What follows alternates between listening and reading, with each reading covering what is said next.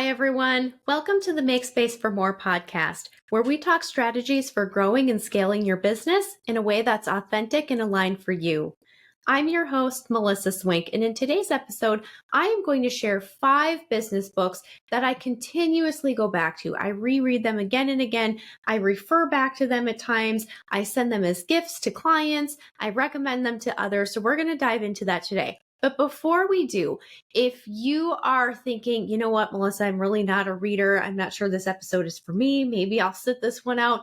Stick with me. And I just want to acknowledge that I personally enjoy reading. I enjoy reading a physical book, probably because I spend so much time on a screen in my day-to-day work life.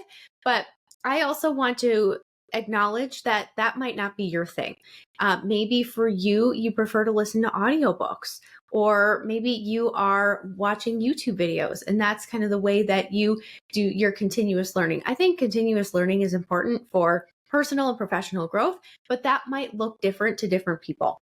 So if I'm talking about books here, number one, know that I do not consider listening to an audiobook as cheating.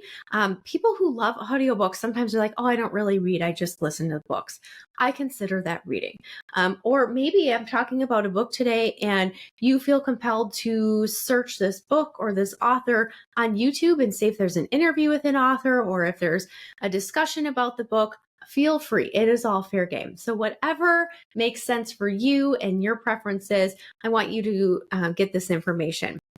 The other thing that you should know about me is, especially when it comes to business books, I really love the ones that are very tactical and fast reads. So certainly there's a time and a place for some of those deeper reads that really make you think about, mindset or, your own alignment or just your connection to others and the work that you're doing. There are certainly great books out there. These are going to be more tactical. So if you like tactical and quick and actionable, these are going to be your jam. So without further ado, want to share book number 1, and this might be backwards for those of you who are listening or watching on YouTube, Who Not How by Dan Sullivan and Dr. Benjamin Barry. So this is actually a book that I gift to our clients when they first start working with us.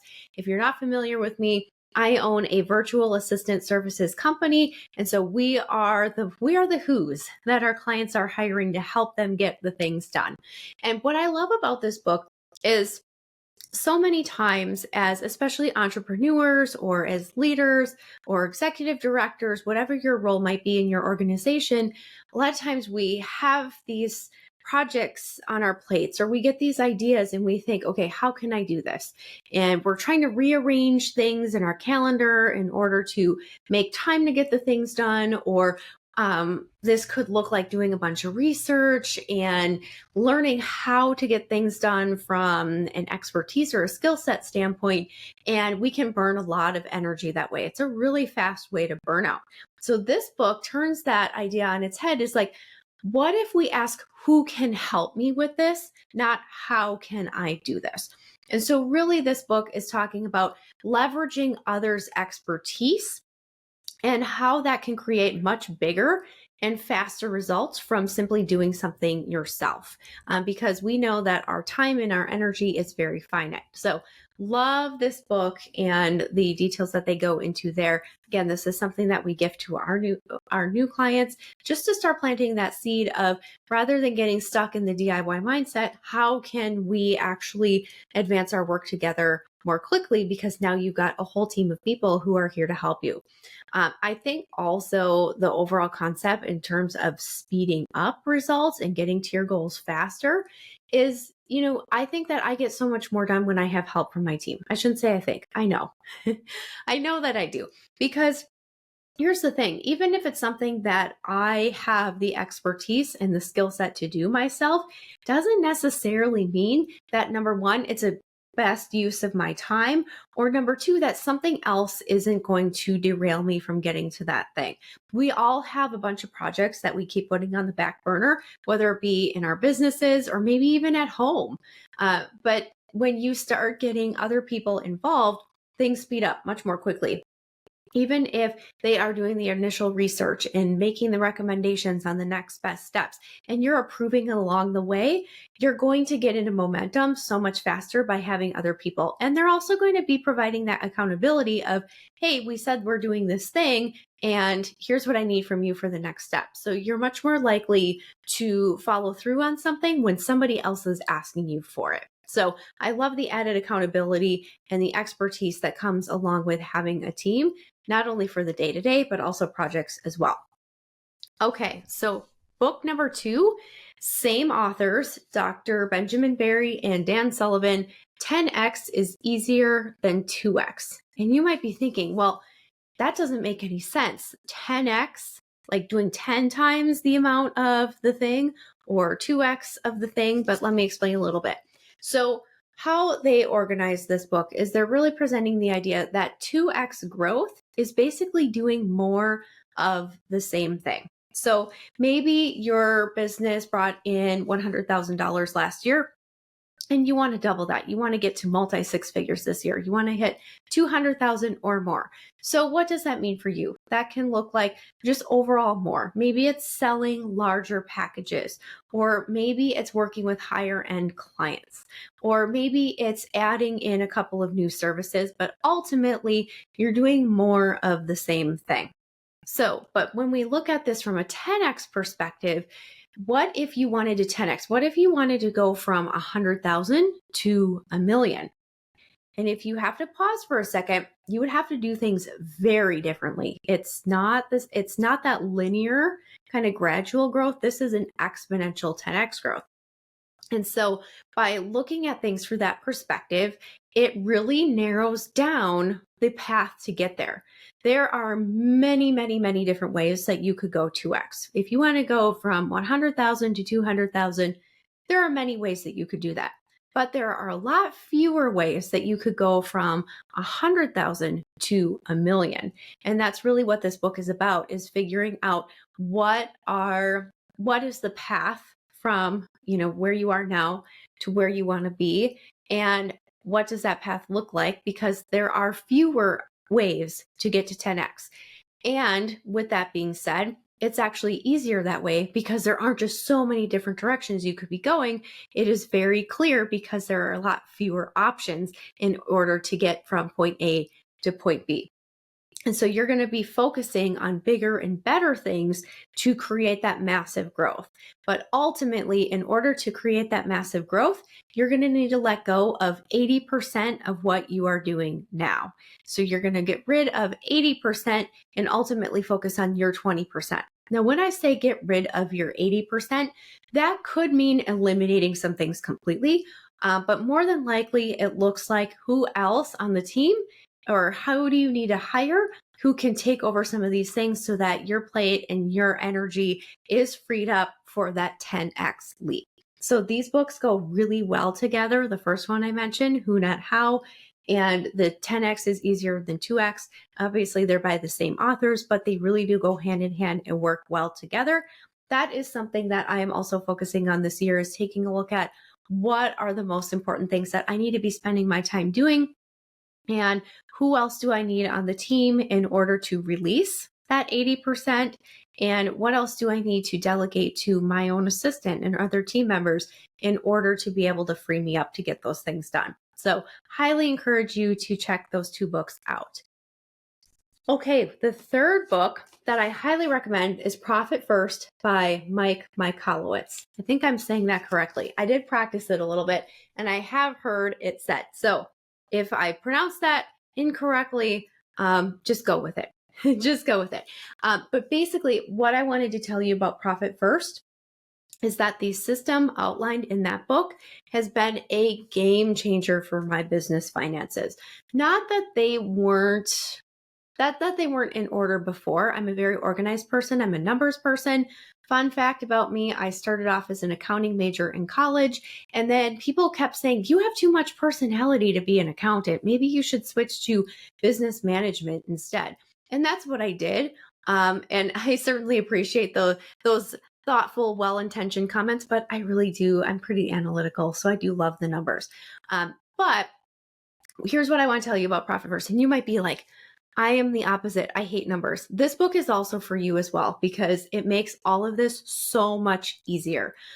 So, what used to happen with my business, and I see this with a lot of other colleagues of mine and other business owners as well, is there's some guesswork, especially when it comes to how much should I be investing in the business? What should my expenses be? How much should I pay myself? How much should I put into a savings account for my business? How much should I set aside for taxes? And it's just this big gray area. And I can tell you that many, many times things are out of balance. I know people who pay themselves too much and they leave very little to run their business on, and they're not making investments in their business, which eventually could come back to hurt them. And I also know people who are investing so much in their business that they're not taking a salary.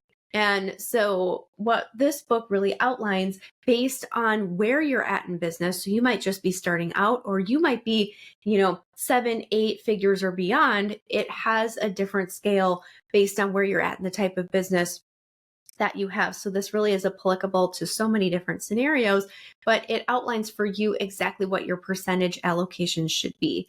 It also outlines a way for you to make sure that you stay within those percentages by basically kind of funneling money into different smaller sub accounts. I'm not going to get into the details of the system, but I can tell you that it is just so much easier and a game changer when you know exactly what's coming in and exactly where that money is going to go and that things are in balance. Okay. So just wanted to share a little bit more about my experience with Profit First. The other thing that I was thinking about is, I think they talk about this in the book as well, is it's very easy for a business to become a cash eating monster. Because if you're a business owner, you're an executive, a nonprofit, you know that there are so many things that you can be investing in at any given point in time. There are so many different types of software out there. There are so many great team members that you might want to hire and invest in. All of the things, it's overwhelming.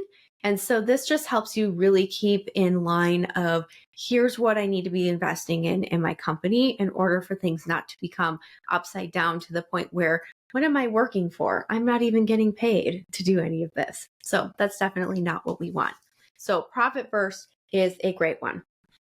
Moving on to book number 4 is We Should All Be Millionaires by Rachel Rogers. Now, you might be thinking about this, and I actually mentioned this in our previous episode with Jenny Schubring about discovering strengths. This book actually encouraged me to reach out to her and learn more about my strengths because they talk about that in this book. But you might be thinking by that title, it seems a little bit superficial, like it's not all about the money, and that's definitely not the case with this book. So what Rachel ultimately talks about is that building wealth is an extremely important tool for empowerment. And this building wealth allows you to create change, support your community, live your dream life, all the things. Unfortunately, it costs money to live in this world, and it also costs a lot of money to change it. So if you see injustice happening, or if you see a cause that you really believe in, ultimately, the more that we can contribute monetarily to those things and advance the work in those areas, the better off, the future will be. So it's not just self-serving, becoming a millionaire and, owning a yacht and all these vacation homes. And now if that's your dream, fantastic. But that is not the only thing that she talks about in this book. So I just don't want you to think by the title. I don't want you to judge a book by its cover. I don't want you to judge a book by its title. This is a great one. The other thing that she talks about in here is scarcity thinking versus abundance thinking. Another way to think about this is, what are $1 million decisions versus what are broke decisions? And she breaks down, really prioritizing the bigger picture and future growth. And she does this in such an easy to understand and even fun way. There are times when I read this book that I laugh out loud at some of her examples. And I find myself often nodding along like, yeah, she's right. That's a great point. Things like that. The other thing that I love about this book is she really spends a lot of time talking about setting boundaries around where you're spending your time and your energy and relationships. So This is a fantastic book. I have a lot of great takeaways from it. I am due to reread it again, if I'm being perfectly honest. She talks about things like creating your $1 million schedule and hiring your dream team and what that looks like. And it just opens up your mind to so many possibilities, and also for the greater good of our communities and our planet and our society as well. So that is a fantastic one. Highly recommend you to check that out.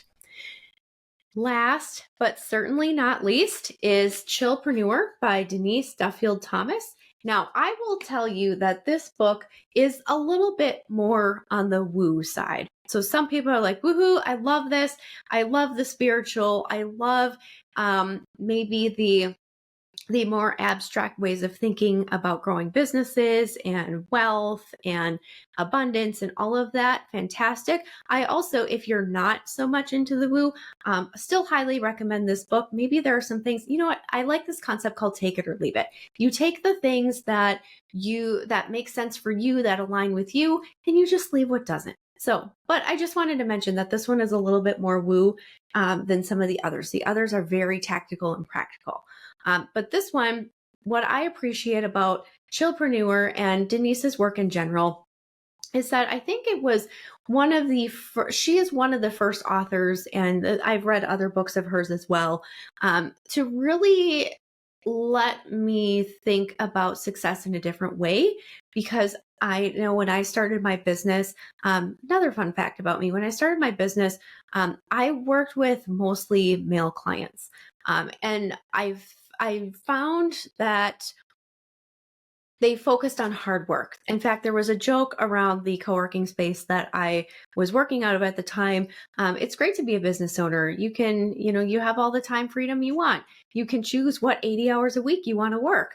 And so that was kind of the joke. And there was always kind of this understated who works harder, like I can redline longer than you can, sort of a thing.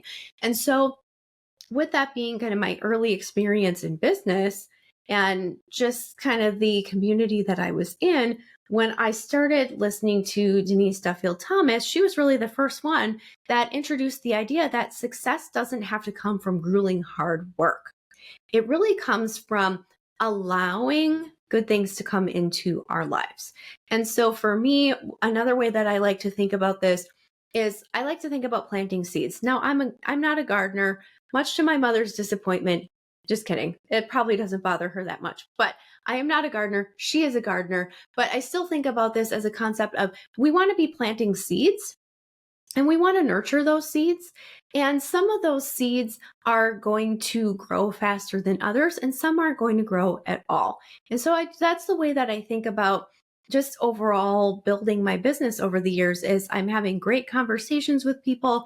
I am doing my part by regularly checking in, providing value whenever I can, and business will flow my way at some point in the future. And sometimes it doesn't always look like the way that I thought it was going to look, but good things are flowing back to me. So I love that Denise presents things in this way. She talks a lot about money mindset and how it's key for growth and success. So if you love mindset work, particularly around money, she is a great one to follow.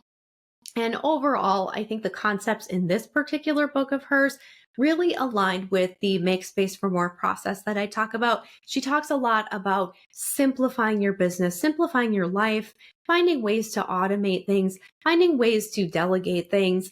In fact, I think she kind of jokes about how lazy she is. I don't think she's lazy, but you get the idea where she's like, listen, it doesn't have to be work, work, work all the time. We don't have to be available and, constantly grinding in order to make a buck.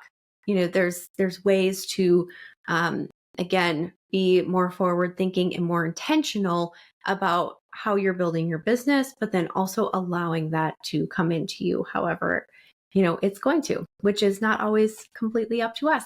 Sometimes there are things that I hope to happen in life and business that then ultimately something else comes along and you're like, oh, that's even better. I'm actually really glad that this thing over here didn't materialize.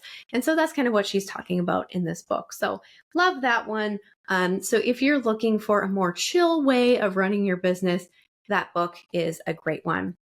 Well, thank you so much for tuning in to this week's episode. If you enjoyed today's information, would you please take a moment to just leave a review on wherever you're listening to this podcast, whether it be Apple Podcasts or Spotify or any of the other great ones out there? That would be fantastic. It just lets the algorithms know that, hey, this is a real show by a real person. And, it just puts it on the radar that this is something that we are invested in for the long term. So if you can help us out, that would be fantastic. And I will be back next week with another episode of the Make Space for More podcast. Have a great day, everyone. Bye-bye. Thank you for tuning in to another episode of Make Space for More. We know these insights are valuable, and we hope you are inspired to keep growing your business beyond you. Remember, growth is a journey, and you don't have to go it alone. Until next time, keep automating, delegating, and elevating your business.